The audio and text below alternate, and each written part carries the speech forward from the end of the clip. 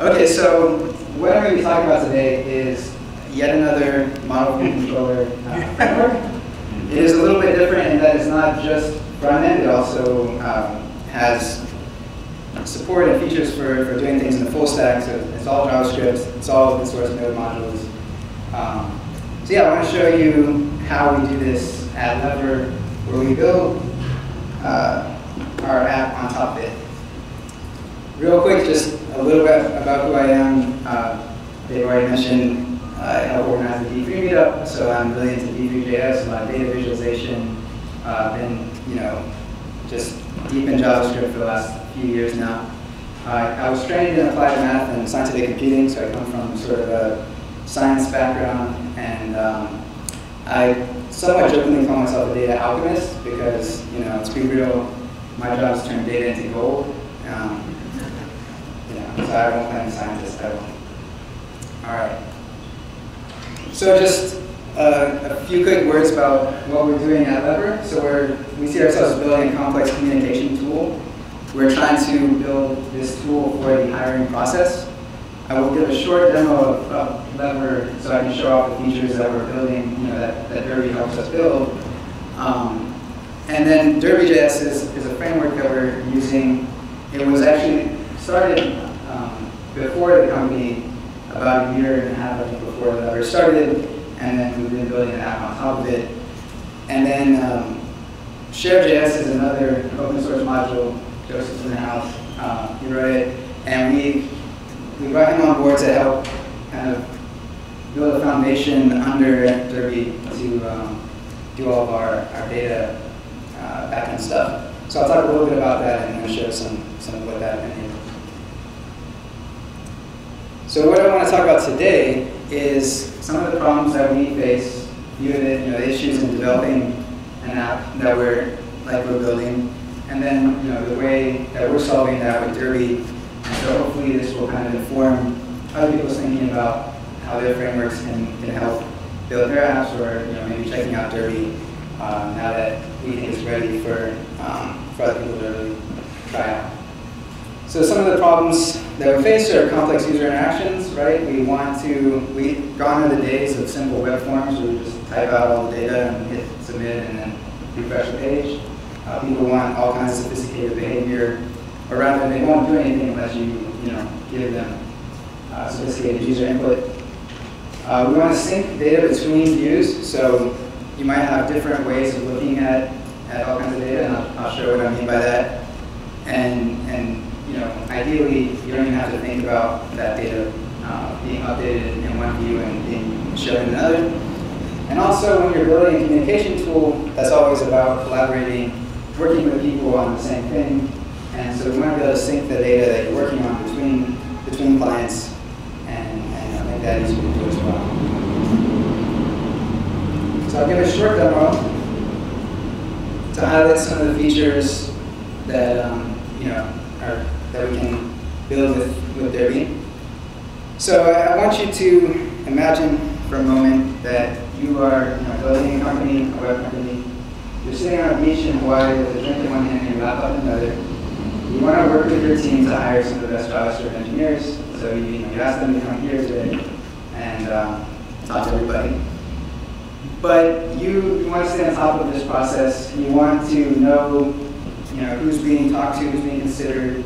So you have this big list of candidates that you're working on. And maybe you can click in and see some more details about these people.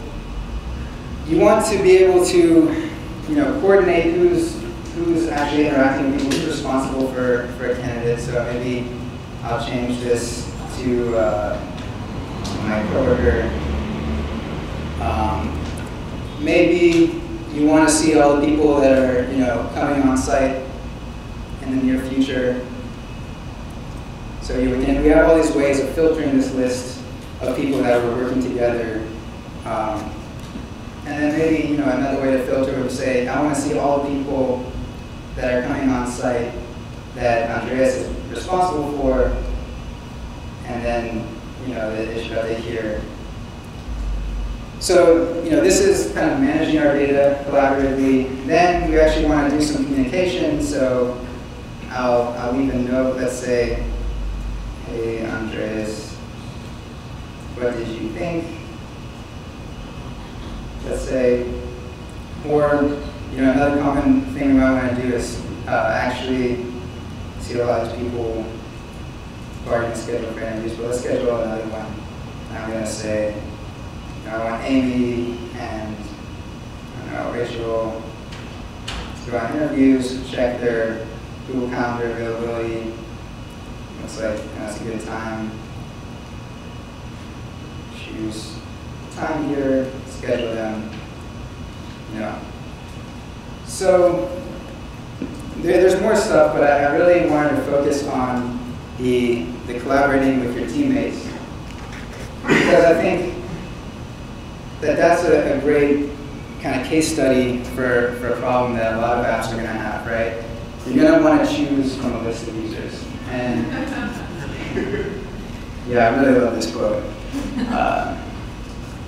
Informs a lot of my conversation. Let's see, so there's a lot of apps that you're going to have users, you're going to have people, you're going to have teammates, you're going to have whoever it may be. You're going to have some list of them in your database, so that list may be changing all the time. You're doing super well, rocket ship growth, and more users are being added, or as people are editing data about those users and users doing activity.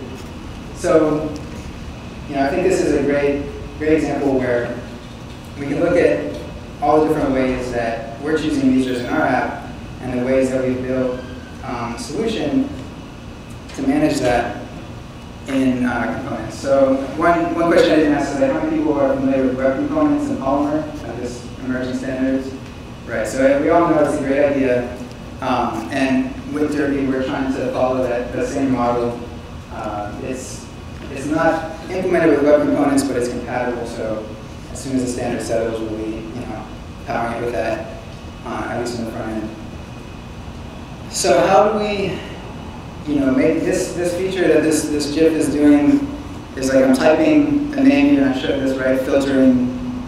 Filtering by like a name I type in, choosing that, is all just expressed in our code as this one HTML tag, right? If you're familiar with web components, the whole idea is you can make an HTML tag that encapsulates a lot of functionality, like some JavaScript, some styling, some layout code, HTML. So we boiled down this complex interaction into this one little thing. So what I want to take you through is kind of how we get there with Derby components. And yeah, start with the simplest thing we can do is make a component, or what we call a view partial, that has no logic in it, like no JavaScript code. It's just here we have an SVG icon. Like this is an example of one of these icons, and whenever we instantiate that, it will bring it to an example. That takes me out. You can see for each of these icons, if you include this in your HTML template, this will show up, right?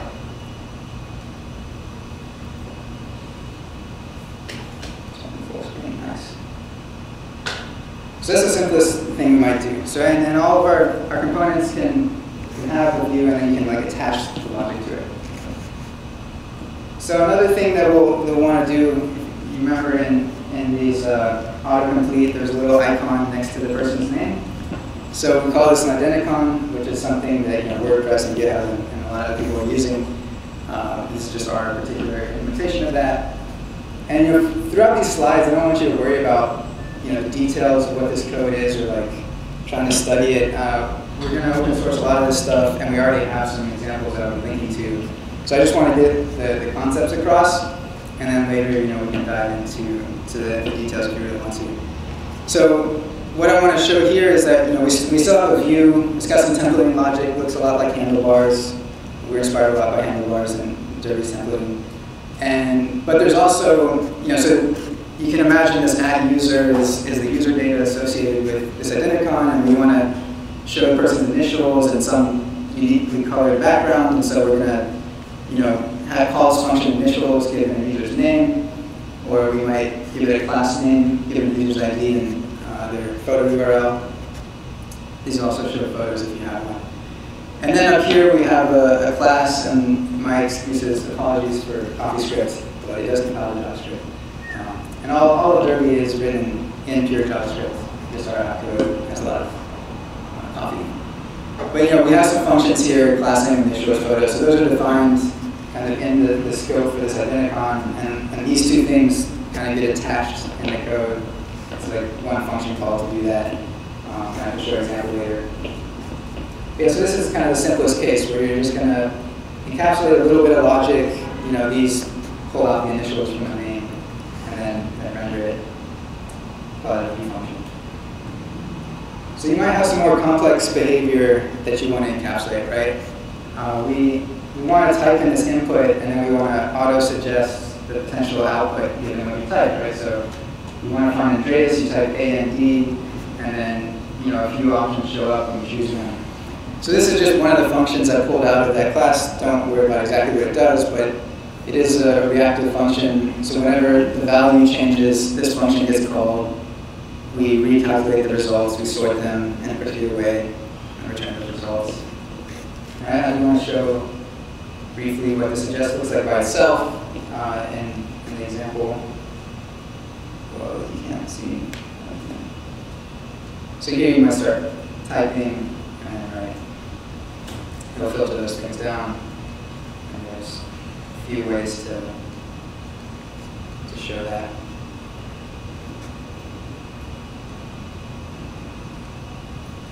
So this kind of example, just here I'm mostly describing kind of the general idea of components. You want to encapsulate some more complex logic so that other people don't have to think about it, so that it works the same whenever somebody uses it, right? Anywhere we use an auto-suggest, you can just throw this this component in, and it will behave like you want to behave.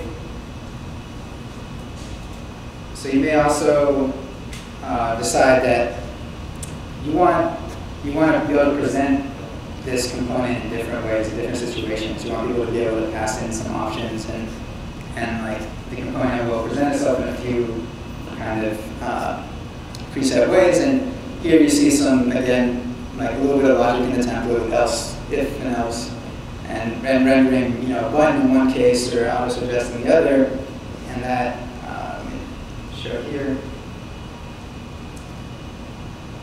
Again, this is just motivating, like being able to have this form of input, or the auto-suggest, or maybe I have a link, and when I click it, it shows suggest, and then it changes this value and hides itself.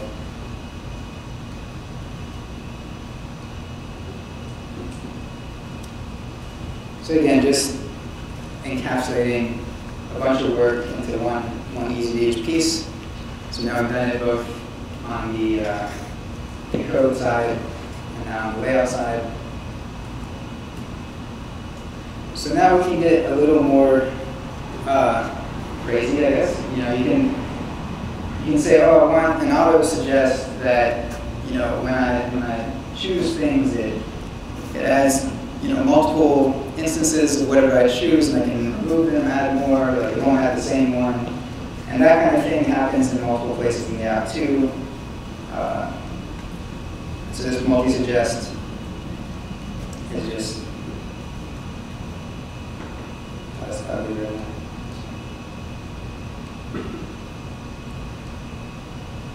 So we have different rendering, and this is just another, we took the suggest we had before and added a little more template logic, a little bit more code logic, and we ended up with another component that we can reuse throughout.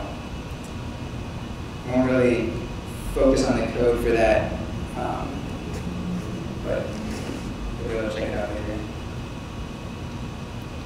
Another thing that's cool is you want this auto-suggest functionality, but now you want it in a text area, and you think, oh great, I'm going to use content editable. Don't. Bad idea. Spent way too much time wrestling with content editable. This is just using some text area caret position thing to be able to place the suggest on top. Yeah. Unless you're really brave and you have a lot of time on your hands, I suggest not using nothing.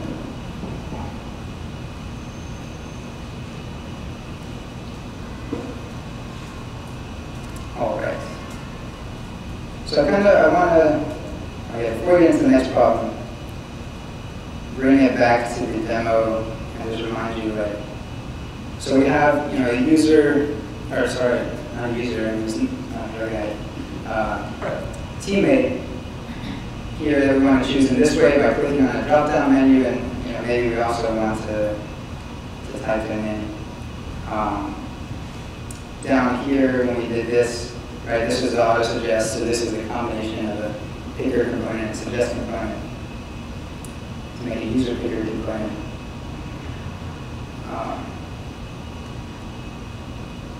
And then in the scheduling flow as well, right? So we're using these same components all over the app, and it saves a lot of time when we just want to throw in another feature that talks about our team. So another problem that we want to solve is tying these components together, right? It's great if I make a user picker over here and show who my teammate is down the list, but I want that when I change one of those things, it updates in other places, right? And this problem actually with Derby is the same problem as syncing data across clients. So this is a quote from our CEO. Last few years of my life, I've been trying to make 2 browser windows look exactly the same. And I'll demo what we mean by that. So here are those filters.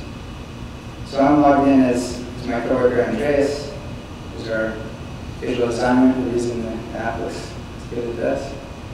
And I'm logged in as Kanye West. And let's see.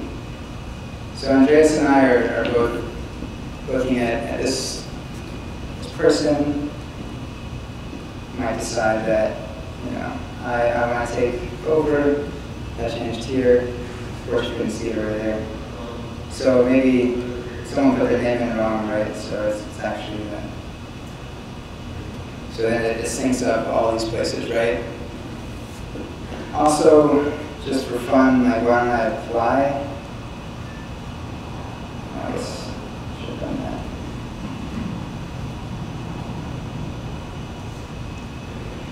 Everyone here, feel free to apply as well. You might be interested in one of these positions. I'm mostly interested in being a taco maker. Let's see. I'll go my resume. So then I go here and submit my application. Of course, live demos always work. Yes. So here I am, right? So all this, let me tell you how that works.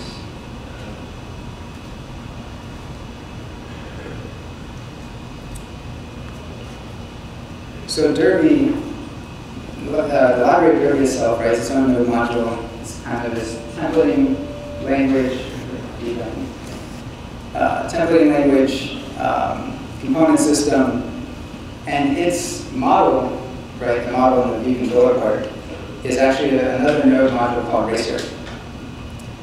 Now Racer, like I mentioned before, is powered by shared.js, which in turn is powered by LiveDB.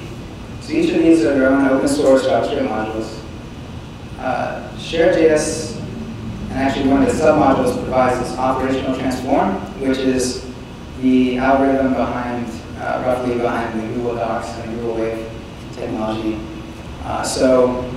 And then LiveDB is kind of this database layer that handles the actual communication of operations between clients and back into the actual databases.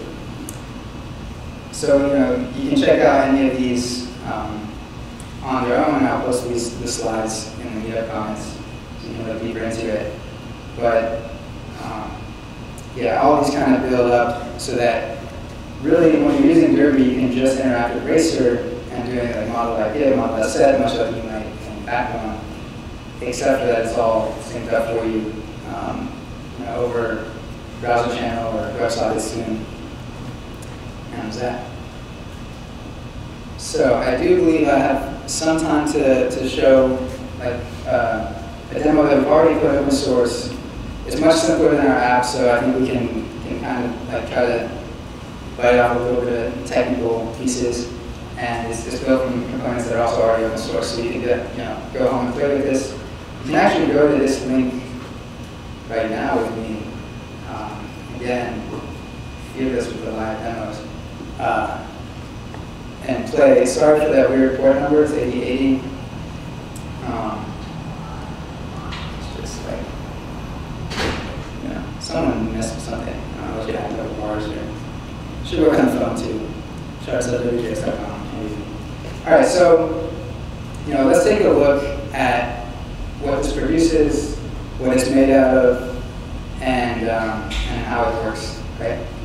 So what I'm going to do is open the console, and the first thing I want to do is explain the racer stuff a little bit, so you kind of get a sense. In development, we usually do this thing where we make the global model available. So you can just do model.get.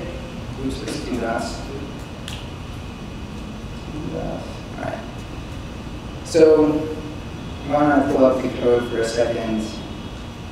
I showed a little screenshot, but the thing that we're looking at, the top bar, these are 3 bar charts. They're all sort of made to render the same, but they're implemented slightly differently. The bottom 2 use D3.js. This one uses D3 only to do layouting code. This one actually, we hand off control of the rendering to D3, so we can do transitions and all that kind of stuff. So all 3 of these are just this view, right? Like, so when you actually go to use the bar chart, all you have to do is pass it in an array of data.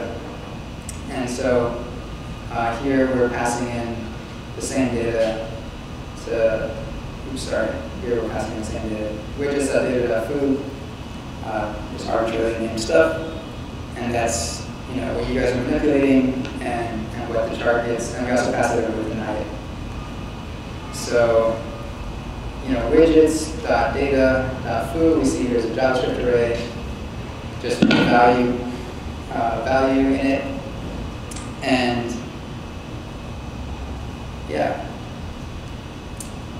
if we wanted to interact with that, like the way you programmatically interact with the model is you could say widgets.data.food.0, let's say, and that would get the value. Now if someone changes 0,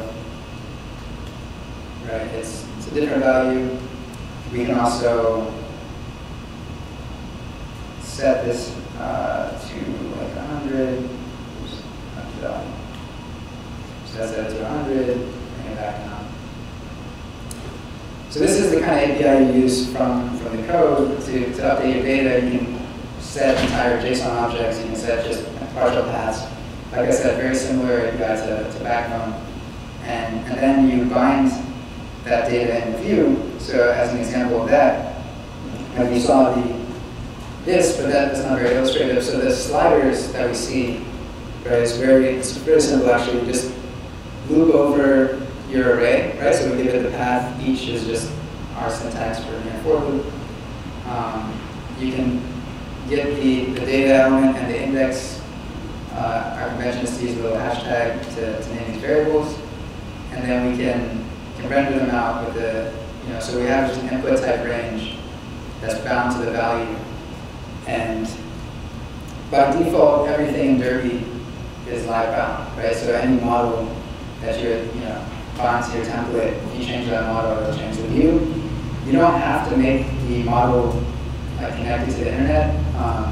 In fact, because of OT, it all works offline, so you change everything and you connect back and see what you guys are doing in this version. And yeah, so where was that? Setting the value here, quick handlers. So yeah, so this is just a simple template to render this stuff out.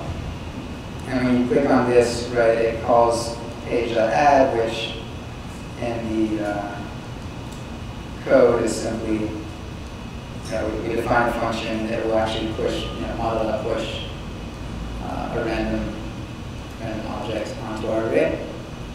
We can also remove an element from the array. There's a whole API. All right. So, and then one thing I kind of just wanted to take a little extra make sure I explain this. So I have it running locally here, so you guys can't build this one because I'm just doing it on my machine. But I can just after the button, let's say I want to do, I just want to show the value.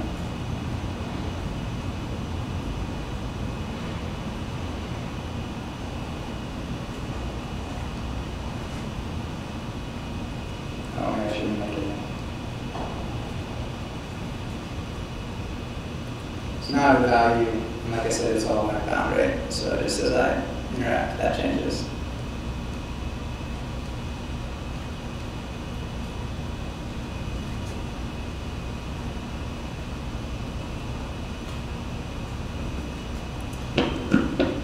And yeah.